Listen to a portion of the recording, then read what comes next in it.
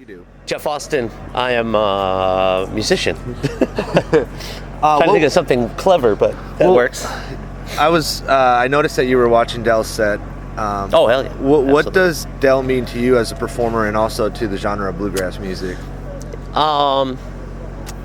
As a performer, he just it's just incredible to watch. Yeah. I've been watching him since the mid '90s, and just to watch something that's so amazing the first time you see it, and then it just gets more and more amazing. Yeah. It continues to grow in such a way that's just like an emotional connection to the whole thing.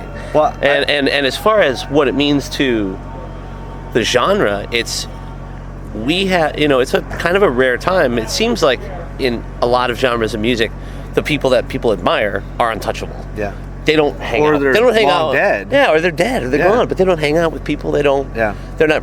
Sometimes they're really cold. They're not really embracing. But Dell's like, the fact that he embraces the weird gives legitimacy to the weird. It's like when playing with Yonder and when Dell would come out and sing, and then then he's playing with Railroad Earth or String Cheese or this or that, and it's like, oh, you guys want to play? Sure. That's cool. You've got the head of this community that we have. He's the dad. He's the dad of everybody. Yeah. And it's true, and the fact that he embraces people is just so encouraging, not only to the musicians, but when the fans see that, there might be people that might not dig what I do with my band. Mm-hmm. But if Dell comes up and sings a tune, they may look at it differently and go, oh, well, it's like, well, if they're okay in his eyes, then I can dig it, and it's a rare thing. There were a lot of bluegrass cats that if you didn't do something a certain way, and music was garbage. Well, there's only a few of them left that actually played with Bill Monroe. Well, that's true as well. Him and Peter Rowan, and I can't even think off the top of my head. That's the thing, you know what I mean? That's the thing. That's the only two I can think off the top of my head. What do you see with the genre right now? I asked a loaded question because it always seems that there's two camps, neo-traditional and progressive. And do you see those camps, or is it just people barking about something? I don't pay attention to any of the noise. For me, it's like if somebody's going to bark about something, that I'm not interested in hearing it. I've never been. I've spent right about 20 years doing this, and I just never that's just something I never even listened to. Yeah. It wasn't anything that ever concerned me because I never cared.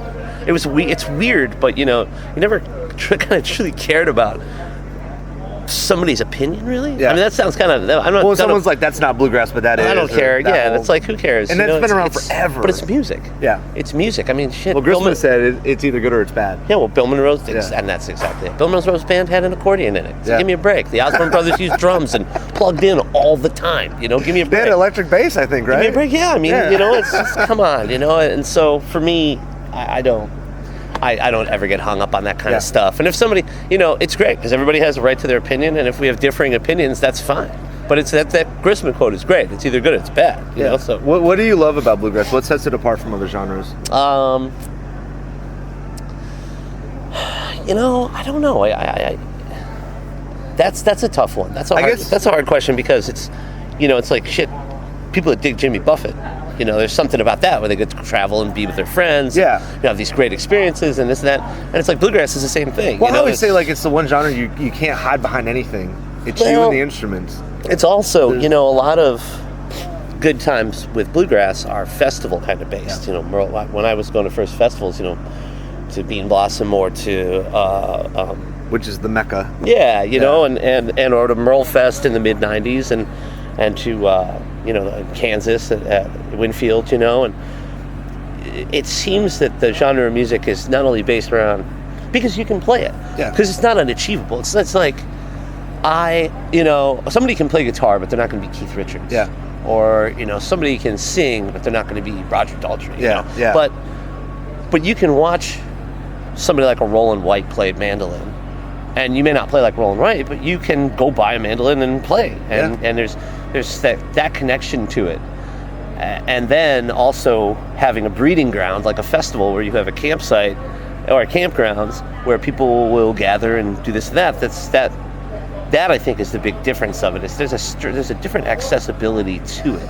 It's, you know, yeah, I agree. It's never been hard to try to track people down to, even from my perspective as a journalist, it's been the most welcoming genre I've ever come across. It's the like there's a level playing field between the audience and the musicians. It's true. It's really true. I mean, I have a lot of friends who work in rock music, or they're in arena type bands and this and that. It's very different. It's very different. You know, it's not bro time. It's not, you know, it's camps are pretty divided, you know. It's like knowing people that have been on these huge like rock tours and the bands never interact with each other. They don't ever do.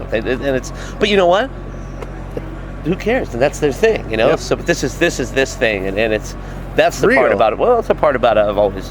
Yeah, but it's also real in another aspect, you know. But it's a different kind of real. Well, you've had it's been, I guess, several years now since you departed from Yonder, and you've created a solo career that's been quite successful with what it's been doing. I appreciate that. I see your name everywhere. It's coming up on 3 years actually, and I had no idea, because when that ended, the way that ended, the way that it kind of all, you know, shook out. There was an opportunity for me to be able to kind of stay home. Yeah. My youngest daughter was that a big reason behind walking away, or? No, and that's, you know, there's so many terminology and this and that, and it can be interpreted in so many ways. But, you know, it was really a mutual parting. It was it was time. It had been 16 years of you know, you get four minds together. Yeah. Sometimes those you guys toured hard, man. I remember seeing you guys everywhere. Those 200, early days were 250, long. But you know, it's